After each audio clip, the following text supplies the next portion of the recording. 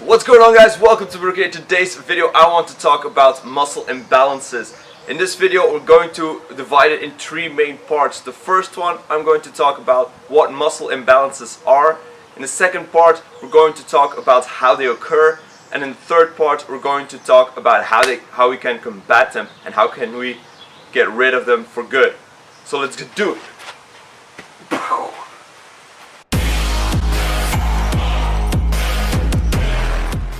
So what are muscle imbalances? Mainly muscle imbalances means that one muscle on one side or the other is stronger than the other one. So let me explain. You have two types of muscle imbalances. One is the antagonist versus the protagonist, where, for example, if your chest is very strong but your upper back is very weak, then your chest will pull your shoulders in and make sure that your joints are going to be in a compromised position because there's unequal amount of tension. So this will happen and there will be not enough force to pull your shoulders back, for example. But what you also have is left versus right. So where, for example, your right bicep will be stronger than your left bicep, or where your right shoulder will feel completely different than your left shoulder. Now, if we're talking about how these muscle imbalances occur, we can look at it from two different angles. If we're talking about front versus back side of the muscles, these usually occur due to your day-to-day life, where, for example, if you're sitting a lot, your glute muscles become very weak and your lower back muscles get too tight. So that's an imbalance you get from just going through your life.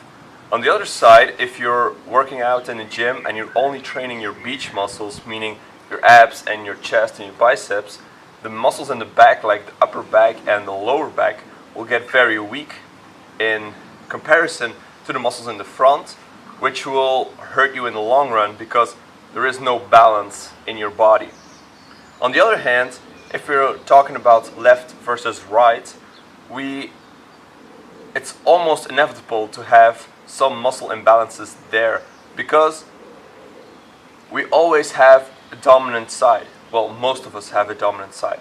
So the dominant side will be used more, so will be tighter, will be a little bit stronger, while the other side that's been used less is looser, is more flexible. So we really have that dynamic here. And as Ricky the Eagle Books said in his last video about shoulder health and shoulder presses, he said that no two sides will ever feel the same, and I believe that as well. So I want to encourage you not to sweat too much about it when one side feels a little bit stronger than the other.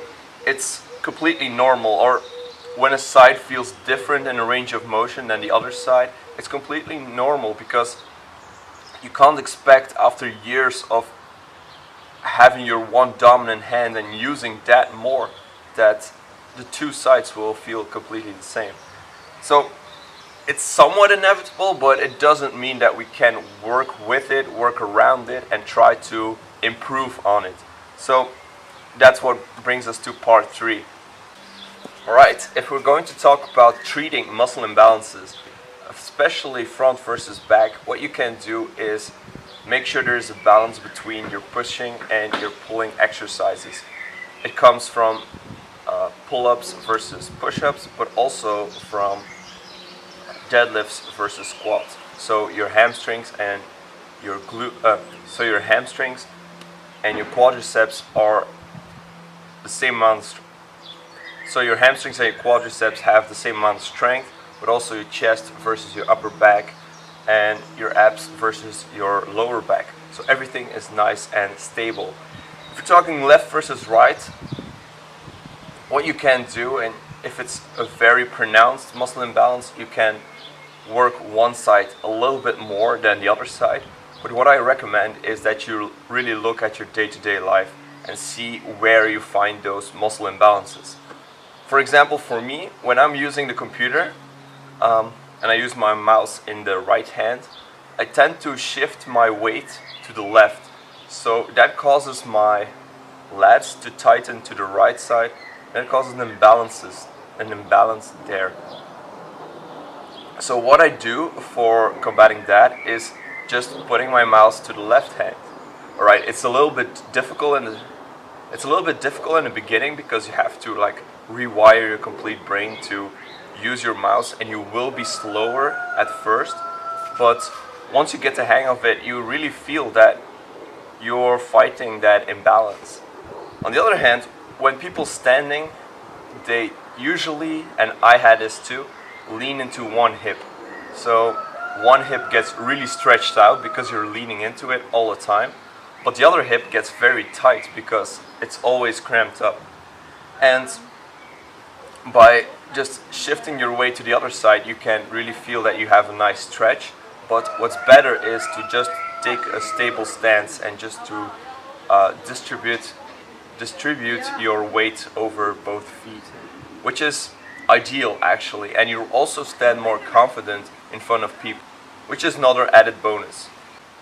So really when it comes to left versus right, you can change the way you do things, so you can switch sides if that's possible. Obviously, if you're using a hammer day in, day out with your right hand, and all of a sudden you have to go through your left hand, it's going to be very difficult and maybe dangerous, but it's worth the try.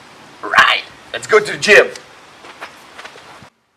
In conclusion, what I want to say with this video is that whenever we go through our day-to-day life, it's almost inevitable to get muscle imbalances, mainly because we have a dominant side and a non-dominant side, and also because a lot of things only require one-hand operations, like or one-side operations, like driving a car, where you only have to accelerate with one leg, or if you're sitting on your computer where your mouse is only and usually in one hand. So we have a lot of applications like this. Also manual labor, if you're having to put ceilings up all day, you're going to hold it with one arm and you're going to drill with the other one. So you're always going to have a different set of actions. So in general, we can be mindful of this. We can try to change where it's possible. We try to use the other hand where it's possible. But if it's not, we can stretch the other side out and make sure that the tightness of these muscles are almost the same and that we get as loose as possible. And that's really the main takeaway of this video.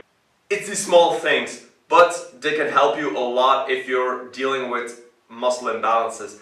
Also, don't forget to stretch, open up everything.